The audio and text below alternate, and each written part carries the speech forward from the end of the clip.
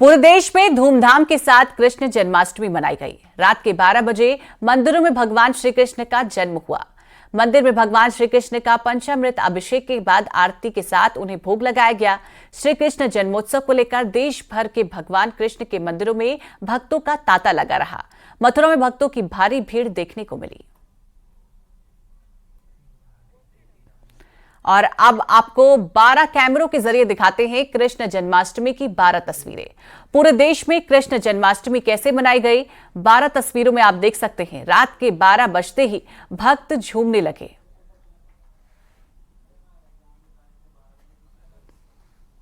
तो आप इन 12 तस्वीरों के जरिए देख सकते हैं कि किस तरीके से भगवान कृष्ण का जन्मोत्सव मनाया गया है।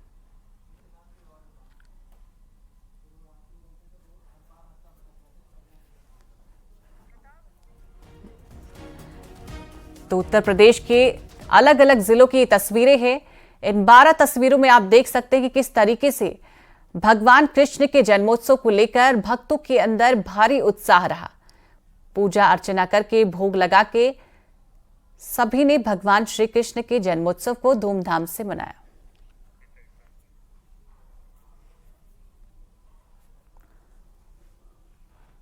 वहीं उत्तर प्रदेश के मुख्यमंत्री सीएम योगी आदित्यनाथ ने भी भगवान के जन्म उत्सव पर इन नन्हे बच्चों से मुलाकात की और इन्हें उपहार भी दिए।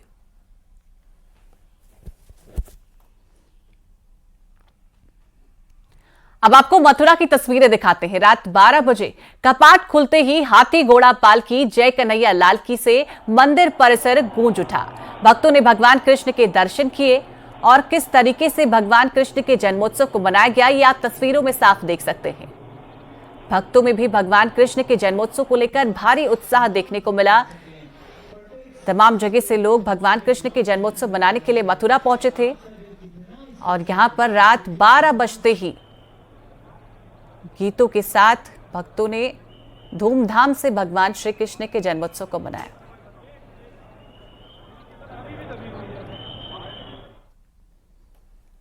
देश भर में श्री कृष्ण जन्मोत्सव की धूमधाम से मनाई गई।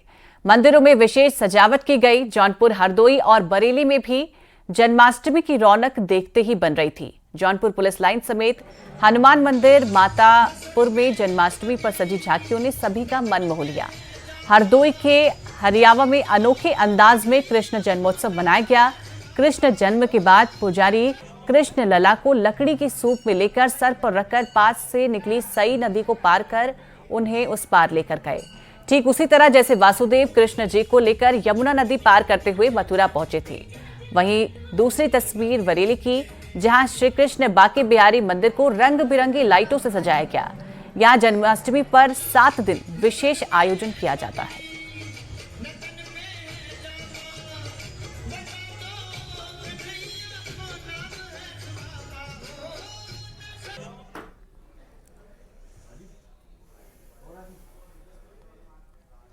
पूरे देश में धूमधाम के साथ कृष्ण जन्माष्टमी मनाई गई। सीएम योगी ने गोरखपुर में कृष्ण जन्माष्टमी मनाई। सीएम योगी ने इस दौरान विशेष पूजा की। तस्वीरों में आप देख सकते हैं कि सीएम योगी ने किस तरीके से भगवान श्री कृष्ण की आरती की और धूमधाम से भगवान कृष्ण के जन्मोत्सव को मनाया। तो गोरखपुर से ये तस्वीरें।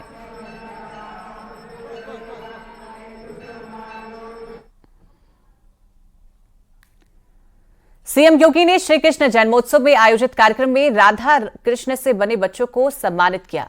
छोटे छोटे बच्चों से सीएम योगी के सामने भजन गाए और भगवान कृष्ण रूपी छोटे बच्चों को गोद में लेकर दुलारते दिखाई दे रहे हैं सीएम योगी।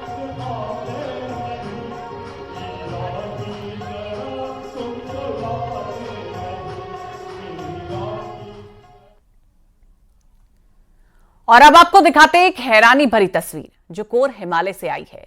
पिथौरागढ़ जिले में स्थित और चीन बॉर्डर पर मौजूद ओम पर्वत से बर्फ पूरी तरीके से गायब हो गया है। न सिर्फ ओम पर्वत बल्कि उसके आसपास भी कहीं बर्फ नहीं दिखाई दे रहा है। हालात यह है कि पूरी तरीके से सूखे पहाड़ दिख रहे हैं, जबकि ओम पर्वत पर पहले साल भर बर्फ रहती है। लेकिन ग्लोबल वार्मिंग का असर कहे या फिर ओम पर्वत तक सैलानियों की बढ़ती संख्या, अब हालात ये है कि अगस्त के महीने में ओम पर्वत पूरी तरह से सूख चुका है और बर्फ का कहीं नामो निशान तक नहीं है। दोनों तस्वीरों में आप देख सकते हैं कि कैसे ओम पर्वत पर बर्फ रहती थी, जो कि अब पूरी तरह से गायब हो चुकी है।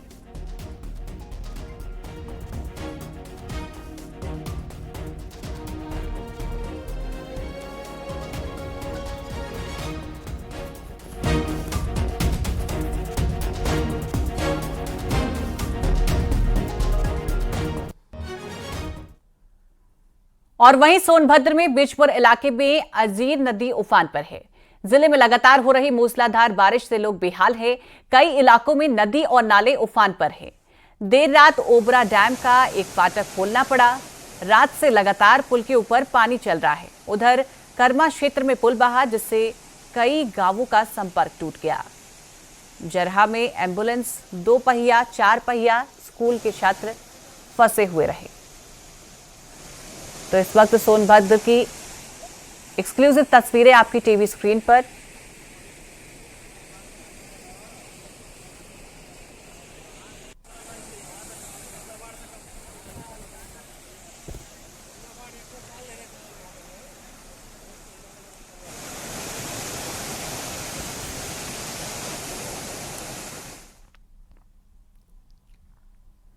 और वहीं पहाड़ों में हो रही तेज बारिश से पौड़ी में अलकनंदा नदी का जलस्तर काफी बढ़ गया है और नदी किनारे सभी घाट पानी में डूब गए हैं। वहीं चार धाम की रक्षक कही जाने वाली मां धारी देवी के मंदिर को भी अब खतरा पैदा हो गया है।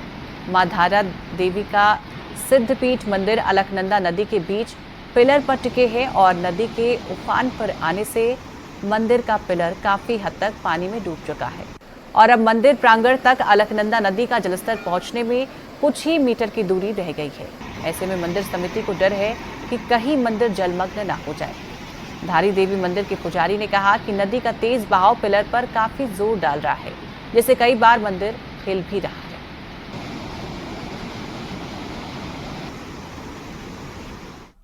दिखाई दे रहा है क्योंकि आप सामने देखिए, ये जो धारी की जो रोड जा रही है, ये पानी रोड पे आ जाता है। इधर भी जो मंदिर के सामने जो रोड है, वहाँ भी पानी आ जाता है। बाहर से जो व्यक्ति आता है वो डर जाता है। खैर हमको तो आदत पड़ गई है। बहुत बड़े बड़े वो आते हैं पेड़, और इन पिलों में लग करके बड़े मतलब जैसे झटका जैसे होता है, इस प्रकार से झटका। चमोली में ऋषिकेश बद्रीनाथ नेशनल हाईवे पिछले 6 दिनों से बंद है। नंदप्रयाग में भारी भूस्खलन होने की वजह से हाईवे बंद है, जिसके खोलने की कोशिश लगातार जारी है, लेकिन पहाड़ों से बार बार मलबा सड़क पर आ रहा है। वहीं सड़क बंद होने से यात्रियों को भारी दिक्कत हो रही है। हालांकि गाड़ियों को कोट के रास्ते भेजा जा रहा है, लेकिन वहां भी जाम की स्थिति अब पैदा हो गई है।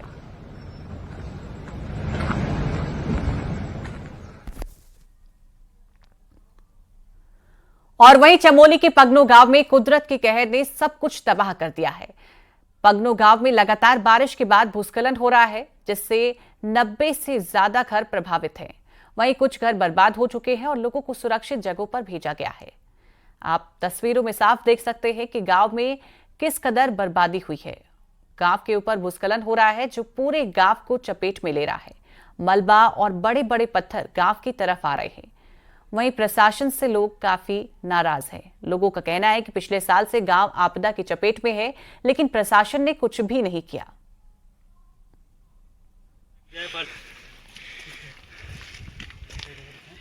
बाढ़ ज़्यादा हो गई है और जो ये पेड़ पौधे हैं वो जो है हमारी तरफ और ज़्यादा पलट रहा है और कभी भी खतरा हो सकता है।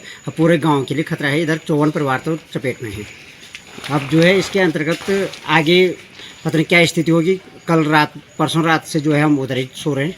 लोग बाग आ रहे हैं अपने इधर। रात को बारिश आई तो लोग सब सो रहे थे, तो ऊपर से आवाज़ आई कि भागो भागो, तो लोग उधर भाग गए मंदिर की साइड। अच्छा।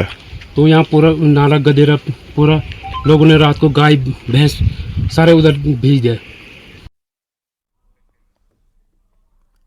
और ऋषिकेश में बद्रीनाथ धाम का सफर मॉनसून में मुसीबत भर जाता है।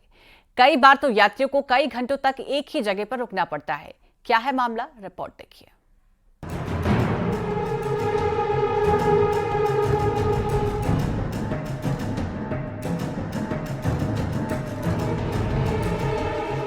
रुद्रप्रयाग से लेकर बद्रीनाथ धाम तक जगह जगह सड़क पर सफर खतरनाक बना हुआ है।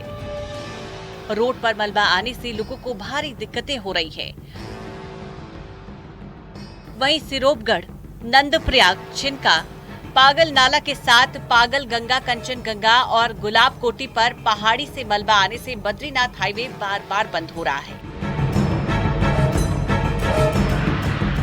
श्रीनगर से ऊपर से लेते हैं, चटवा पीपल है, कर्णप्रयाग में है, इधर छिनका में है, बिरही में है और टंगनी पागल नाला है और जोशीमठ के पास ही स्टार्टिंग पर जो टीसीपी जो गेट है, जगह जगह कुछ गुलाब कोटी है। ऐसे ऐसे नए स्लाइड जो बन के आ रहे हैं जिससे कि एक मार्ग तो अवरुद्ध, कई दिनों तक भी मार्ग अवरुद्ध होने के चांस होते हैं।